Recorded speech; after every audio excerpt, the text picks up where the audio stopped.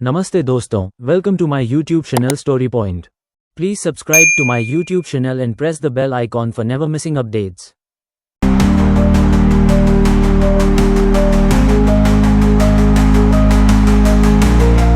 क्या हुआ जब एक कॉलेज के 4 दोस्त फोटो शूट के लिए एक पुरानी मंदिर में जाता है। क्या वो लोग वापस आएगा या नहीं?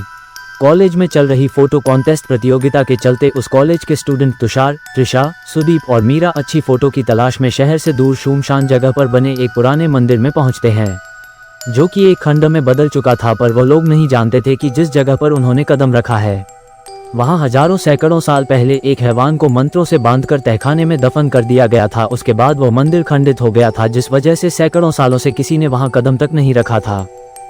त्रिशा ने बोली, उफ, कितनी वीरान जगह है ये, और ये खंडर देखने में कितना डरावना है। लगता है वर्षों से यहाँ कोई नहीं आया।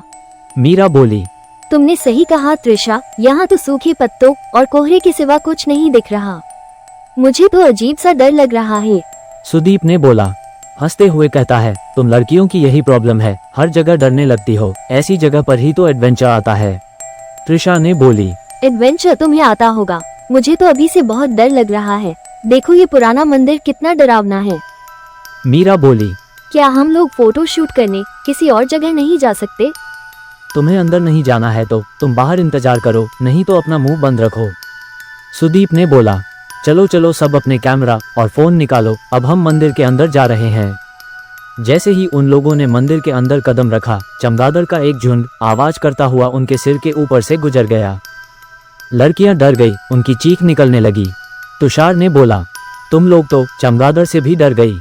सब लोग जरा संभल कर आगे बढ़ना, कोहरा मंदिर के अंदर भी हो रहा है, कहीं किसी के चोट ना लग जाए।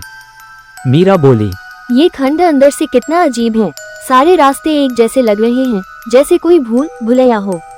खंड में बनी प्राचीन मूर्तियों की फोटो खींचते हुए धीरे धीरे वो लोग आगे बढ़ रहे थे कि तभी सुदीप ने बोला, सब लोग इधर आओ, इस पत्थर पर कोई मैसेज लिखा हुआ है। त्रिशा, तुम्हें तो संस्कृत आती है ना, क्या लिखा हुआ है इसमें? त्रिशा ने बोली, यहाँ लिखा है कि 600 साल पहले इस मंदिर के तहखाने में एक आदमखोर हैवान को मंत्रों द्वारा कैद किया गया था, जिस वजह से यह मंदिर शापित और अपवित्र है। सब चौंक जाते हैं। मीरा बोली, क्या कहा? मुझे तो पहले से ही यह जगह भूतिया लग रही थी। मेरा कहना मानो, सब लोग वापस चलो। मीरा की बात सुनते ही सब डर गए। तुषार ने बोला, कोई कहीं नहीं जाएगा, अरे ये सब कहने की बातें हैं। तभी त्रिशा की चीख में सबको चौंका दिया। सुदीप ने बोला, त्रिशा क्या हुआ, तुम चीखी क्यों? त्रिशा ने बोली, लगता है मेरे पैर में कुछ चुभ गया। सुदीप ने बोला, उसके पैर से तो खून बह रहा है। जिस जगह त्रिशा के चोट लगी थी उस जगह के नीचे एक तहखाना था। त्रिशा के पैर से निकलता खून तहखाने के अंदर टपकने लगा, जिससे सैकड़ों साल से सोया हैवान जाग उठा। मीरा बोली, अरे ये चारों तरफ इतना कोहरा कैसे बढ़ गया, कुछ दिखाई नहीं दे रहा। तभी अचानक तहखाने का दरवाजा खुल गया और 2 भयानक हाथ जख्मी त्रिशा के पैर पकड़कर अंदर खींच लेते हैं। त्रिशा की चीखें मंदिर में गूंज गई। अरे ये त्रिशा कहाँ गई? उसके चीखने की आवाज यहीं से आई थी। तुषार ने बोला, सुदीप मुझे लगता है यहाँ कुछ गड़बड़ है, हमें वापस चलना होगा, पर पहले त्रिशा को ढूंढो। डर की वजह से सबके दिल जोर जोर से धड़क रहे थे। त्रिशा कहीं भी नजर नहीं आ रही थी।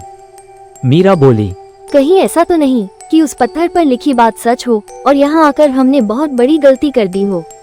सुदीप ने बोला, तुम बेवकूफ हो, क्या आज के जमाने में भी भूत प्रेतों की बातें कर रहे हो? ये सब अंधविश्वास की बातें हैं, त्रिशा को ढूंढो, यहीं कहीं होगी। तुषार ने बोला। इससे पहले सुदीप और तुषार त्रिशा को तलाशते उन्हें मीरा के चीखने की आवाज सुनाई दी। इस बार हैवान ने मीरा को शिकार बनाया। सुदीप आवाज की दिशा में दौड़ा। सुदीप ने चिल्लाई, मीरा, मीरा क्या हुआ तुम्हें, किधर हो तुम? हैवान मीरा के बालों को पकड़कर उसे घसीटते हुए तहखाने की तरफ ले गया। सुदीप को भागते भागते मंदिर के विशाल स्तंभ के पीछे उसे एक आकृति दिखाई दी। सुदीप ने बोला, डरते हुए, मीरा तुम हो वहां पर, जवाब दो।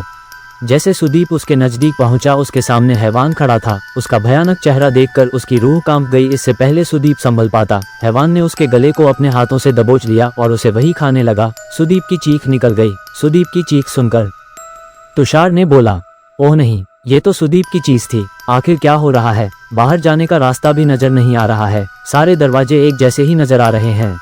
एक एक करके वह हैवान का निवाला बन चुके थे। तुषार भी भागते भागते थक चुका था, पर उसे बाहर जाने का रास्ता नहीं मिल रहा था कि तभी वह हैवान तुषार के सामने आ गया और बहुत डर गया। तुषार ने देखा उस हैवान की लाल सुर्ख आंखों से जैसे खून बह रहा था और उसके बड़े बड़े दांतों से खून टपक रहा था।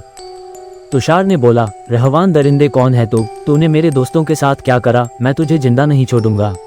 हैवान धीरे धीरे कदमों से तुषार की ओर बढ़ने लगा। अपनी तरफ बढ़ते देख तुषार अपने पास पड़े बड़े बड़े पत्थर उठाकर फेंकने लगा, पर उस हैवान पर कोई असर नहीं पड़ रहा था। अचानक तुषार को तहखाने का रास्ता दिखा और वह नीचे की ओर भागा। तहखाने में पहुंचकर तुषार को तीनों दोस्तों की लाशें दिखाई दी। तुषार ने बोला, हे भगवान, सुदीप, त्रिशा, मीरा, ये क्या हो गया तुम लोगों को? उठो मेरे दोस्तों, उठो। तुषार तहखाने में एक बड़े पत्थर के पीछे छुप गया। तभी उसे कुछ आहट सुनाई दी। तुषार ने बोला, हे भगवान, ये हैवान दरिंदा यहाँ भी आ गया, अब मैं क्या करूं? तभी तुषार की नज़र तहखाने में बनी दीवार के चित्र पर पड़ी। तुषार बोला, ओह, इसका मतलब इस हैवान की जान इसके दिल पर वार करने से जाएगी। तुषार ने तुरंत अपने आसपास निगाहें दौड़ाई तो उसे एक भाला जैसी बनी नुकीली लकड़ी दिखाई दी। तुषार ने उसे तुरंत उठा लिया। तुषार ने बोला, आज मैं इस खूनी हैवान को जिंदा नहीं छोड़ूंगा, इसने मेरे दोस्तों को मारा है। इतने में ही तुषार था। तुषार ने बोला, क्या मुसीबत है? उसके हाथ से खून निकलकर तहखाने में गिरने लगा। इससे पहले तुषार संभल पाता, तुषार के पीछे से दो हाथों ने तुषार को पकड़कर खा जाता है। इस तरह तुषार बचाओ मुझे चीखते चीखते मर जाता है। आखिरकार तुषार भी हैवान का निवाला बन गया और उस मंदिर में पहले जैसा सन्नाटा बसर गया।